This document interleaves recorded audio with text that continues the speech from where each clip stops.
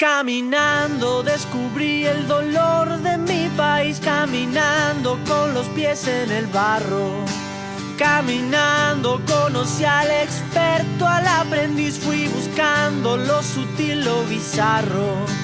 Caminando como hace un ratito nada más hablábamos de cómo es posible transformar, educar a través de la música, a través del cuarteto. Bueno, ahora vamos a pasar a otra instancia, a la ecología, y es por eso que estamos muy bien acompañados con los chicos de Hoy No Duermo en Casa. Gracias por estar aquí en Identidad Privada. Gracias por la invitación. Bueno, un programa de 10 años de trayectoria. Exactamente. Muy interesante. Cuéntanos un poco primero cómo hicieron, porque estamos acostumbrados generalmente a ver cómo ciertos proyectos de áulicos se transforman luego en un programa de televisión.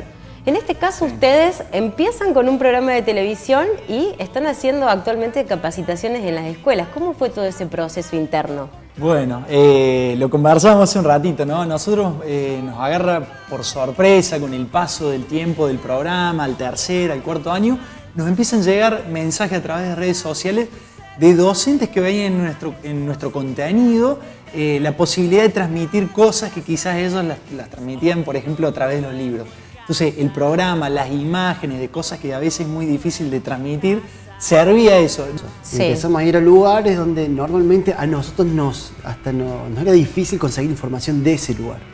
Entonces eso más nos llamó la atención. Nos pasó con Cerro Colorado, de que cuando fuimos a Cerro Colorado, uno normalmente cuando va al colegio, al primario, te enseñan esto, algo tan chiquito en Cerro Colorado. Y cuando fuimos nosotros encontramos un lugar inmenso. Y ahí empezamos a darnos cuenta de que en realidad lo que conocemos como cordobeses, como argentinos, es una parte muy muy pequeña. Y lo bueno de esto es que cuando nos empiezan los profes a ver que ellos también empezaban a encontrar un material que ellos no tenían, decían, ¿cómo puedo yo acceder a ese material? Claro. A algunos empezamos a darles los capítulos para que ellos los reproduzcan con los alumnos, y después, creo que fue una de las veces que dicen, ¿se animan a venir a dar una charla? Claro. Nosotros dijimos, bueno, vamos, si sirve, vamos. Así que bueno, nos animamos, dimos ese paso. Con Matías preparamos como una especie de clase con videos. Entonces le ponemos un video, y estaban todos ahí los pibes viendo, ahí nomás cortamos el video y le explicamos un poco más. Claro. Le metemos otro videito más y después hacemos un conjunto de fotos también. Entonces eso hizo algo muy dinámico, atractivo, didáctico. Lo publicamos en nuestras redes. Que habíamos ido a este cole, y ahí fue como el disparador. Claro, empezaron todos los profes a preguntar si se podía trasladar a otros coles más. Claro. Y ahí dijimos, la demanda empezó a crecer. Claro. Chicos, ustedes manejan el eslogan de que lo que no se conoce no se puede cuidar. Claro, una cosa así, por eso tratan de buscar demostrar todo aquello que no se conoce. ¿Cómo ven ustedes la concientización de los cordobeses hacia la ecología? Complicada. Si bien tenemos las sierras acá cerca, los diques acá cerca, en general lo ambiental está empezando a hacer ruido, pero a nuestro criterio la conciencia, falta generar mucha conciencia más. Lleva mucho tiempo. Yo siempre tengo el ejemplo cuando fuimos a Malargüe. Me acuerdo que había un súper, tenemos que comprar las cosas porque queríamos ir a unas cavernas ahí en Malargüe. Y bueno, dice, Matías, anda al súper, voy al súper. Y me encuentro que no había bolsa. O sea, cuando compro todo, y bolsa, no, acá no damos bolsas. Me llamó la atención y dije, mirá qué bueno, no están dando bolsas. Y yo en esa época dije, es muy difícil que en Córdoba logremos no entregar bolsas en los súper. Y estamos en eso. Y hoy vos vas a un súper y no te dan bolsa. Eso fue hace 5 años, hoy ya encontramos una actualidad que ha ido cambiando Córdoba, y eso está buenísimo. Los coles, cada vez que vamos, hay algunos que tienen sus huertitas, tienen sus viveros. No sé si estamos tan lejos. Yo creo que el crecimiento, vamos camino, digamos, a la transformación. El crecimiento que estamos teniendo está siendo rápido, por suerte. Chicos, ustedes con todos los viajes, las caminatas, las montañas y todo, ¿qué vivencias nos pueden contar como algo raro que les ha sucedido? ¿Con qué se quedan? ¿Con alguna experiencia particular? Si me permitís, tenemos 1 millón. Me imagino. Tenemos 1 millón, pero la verdad que, y teniendo en cuenta ponerle esto que empezamos charlando respecto a Cerro Colorado, nosotros cuando empezamos a investigar en la provincia de Córdoba qué había respecto a las culturas originarias, porque vimos en este formato de viajar, conocer y mostrar la posibilidad de remitirnos a la historia de Córdoba, ¿no?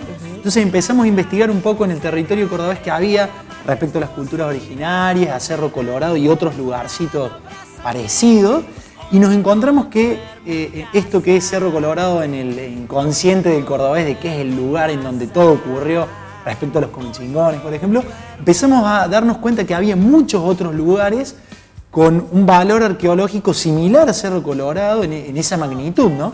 Y esa fue una de las vivencias más interesantes para mí, que fue ir al noroeste cordobés, un lugar desconocido, muy alejado de la capital quizás, en donde había arqueológicamente un patrimonio increíble. En el noroeste cordobés. Exactamente. Hicimos 3 o 4 capítulos que tuvieron muchísimas repercusiones, pero haber estado ahí en un lugar completamente inhóspito, porque no había pasarelas y sendas como uno puede ver en Cerro Colorado, sino que era un campo casi abandonado, y encontrarse con eso fue... ¿Te impactó? Sí, claro. A mí lo que más me impactó siempre es cómo trabaja la naturaleza. No es porque uno quiera ser ni ambientalista ni ecologista, pero es increíble cómo te trata en lugares donde vos no tenés las comodidades, no estás en tu casa, no estás en tu auto, nada. O sea, vos estás en un lugar totalmente agreste.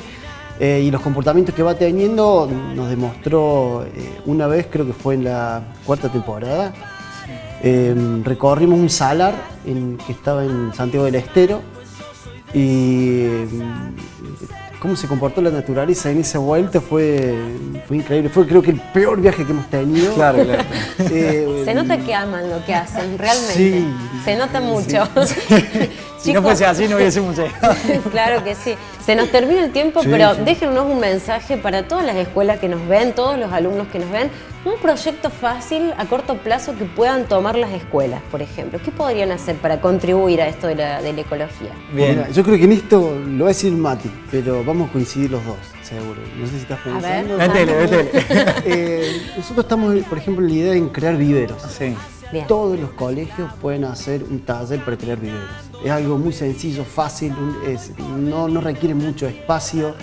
Un pequeño invernadero donde se puedan crear plantines, donde el alumno lo puede ir controlando, tener un contacto con esa planta a lo largo de todo su ciclo escolar. Verla crecer. Claro, porque primero se trata de hacerla germinar, después que vaya tomando forma, después tenés que trasplantarlo a otro lugar más grande, hasta que se va generando un plantín. Imagínate que un árbol, para que vaya tomando un porte de unos 3 metros más o menos, puede tomar un poco más de 3 años.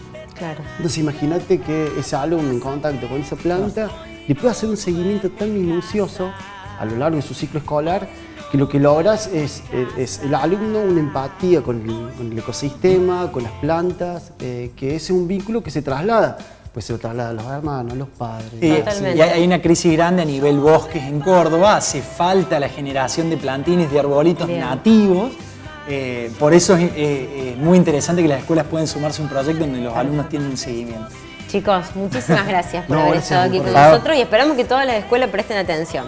Les vamos a mostrar los proyectos de las escuelas en un próximo encuentro. Los que se quieren, todos los colegios que se quieran comunicar con nosotros, que vengan, se comuniquen, nos escriban. Nosotros por ahí estamos con las agendas medias apretadas cuando viajamos, pero cuando volvemos y nomás acomodamos las fechas, y siempre los colegios vamos a dar charlas. No se cobran las charlas, lo hacemos porque nos gusta hacer esto. Tal cual. Muchísimas gracias a los dos. Por favor, muchas gracias. Una pausa, ya regresamos aquí con más Identidad Privada. En casa.